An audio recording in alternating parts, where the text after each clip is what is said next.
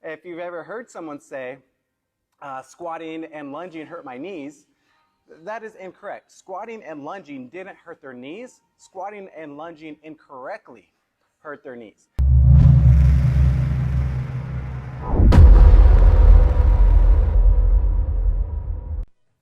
Hey, what's up everybody? Luke here, and the purpose of today's video is to go over the 7 human movement patterns. And so the reason why we go over all of these is, have you or do you know someone that have they ever struggled to get up from the ground, or struggled to get up and down just from sitting on the couch, whatever it may be? So if that is you, today I'm going to show you 2 movements on how to improve that and how to not let that happen to you. Especially, like, we all know, like, the elderly, right? They have a hard time getting off the ground. They have a hard time getting off a chair, off the couch. The key to this is it's not because they got older, all right? It is because they stopped practicing the movement, and so as they age, they lost the muscle mass and they lost the bone density to be able to do it. So if you practice now, you're not going to struggle as you get older. And if you are struggling right now, I'm going to show you some movements on how you could get better at that. So first of all, the 7 human movement patterns, we have the squat, the lunge, which those 2 I'm going to cover today. And then we also have push, pull, bend, twist, and gait. And if you don't know what gait is, it's just like walking and running and things like that. So these are 7 movements that you do every single day of your life without thinking about it. And so obviously the squat and the lunge. So in the fitness environment, we always think of like lifting heavy weights, doing squats, things like that. But how do you squat every single day? And I already kind of mentioned it earlier in the video, is all you're doing, if you sit down and you stand up, you are performing a squat. And so some easy ways to do this. So if you're, I don't know if you can see the bench. Nope, sure can't. So I'm gonna move this down. So if you have a chair at home, a couch, whatever it may be, the easiest way to get better at a squat is literally sit down and stand up. And it's really that simple. So there's ways to increase it, right? So this is the very beginner method. And if you're really struggling, you could have another chair right here to help support you. I have a lot of clients that do this as well. And it's just getting down that motion, keeping those heels firmly on the ground and pushing through those heels as you come up. If you're able to do that, then one way to make it harder is just to add some resistance. Of course, if you have in a gym, I'll hand them some 5 or 10 pound dumbbells, and then they do this as well. If you're at home, just grab anything that weighs 5 to 10 pounds and just hold it right here. All right? So that's one way to simply get better at sitting down and standing up, keeping your bone mass, whatever it may be. As far as how much to do, what to do, just do 3 sets of 20. If you could do 3 sets of 20 every single day, you're not going to be super sore unless like the bones have really deteriorated, all that stuff.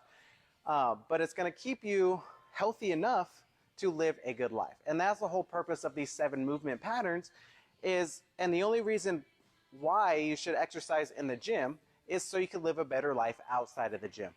All the looks and all that stuff come along with it, but the majority, 99.9% of the world, all they need to do is be healthier and live a better life. And that's how you do it through the squats.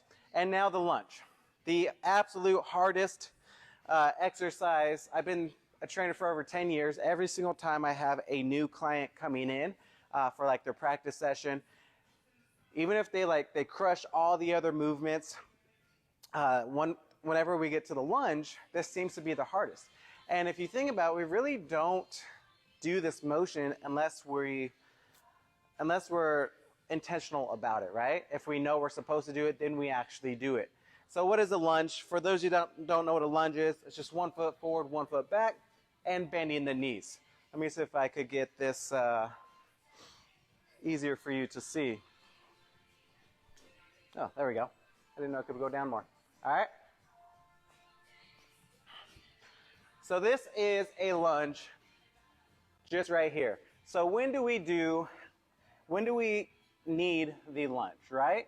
So one way could be picking something up off the ground, just going down to a lunge, doing it properly instead of having to round our back and hurt our back.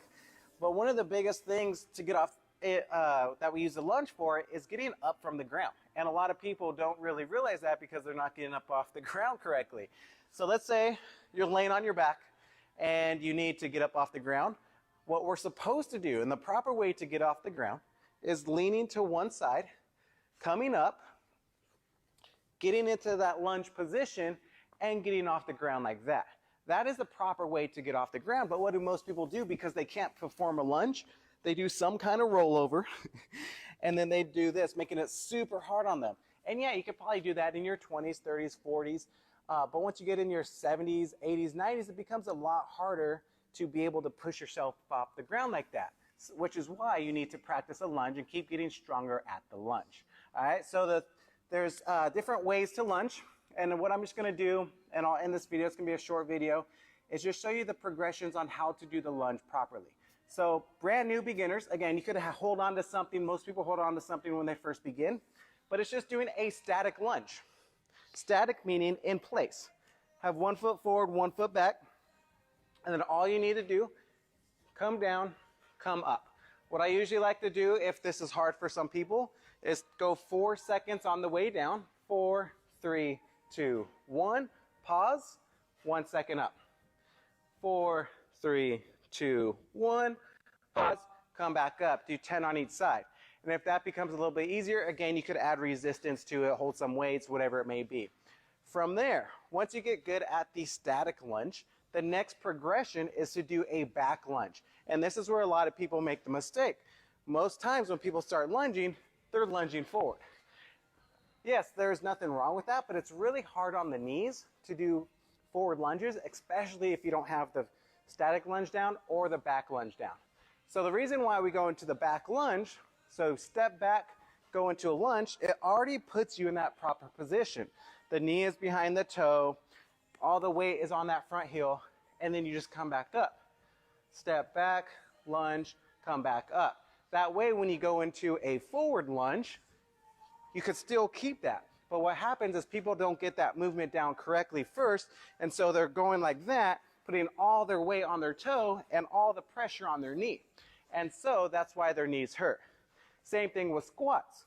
So if you've ever said, or if you've ever heard someone say, squatting and lunging hurt my knees, that is incorrect. Squatting and lunging didn't hurt their knees. Squatting and lunging incorrectly hurt their knees. There is never any exercise that will hurt you unless you do it incorrectly. All right, so hopefully this was helpful. Throughout the next rest of the week, I'll be covering the push, the pull, band, twist, and gate to help you guys out. If you found this valuable, go ahead, let me know down below, share this with some friends. And if you would like to join our 21-day challenge starting Monday, let me know. It's going to be a good one. Peace.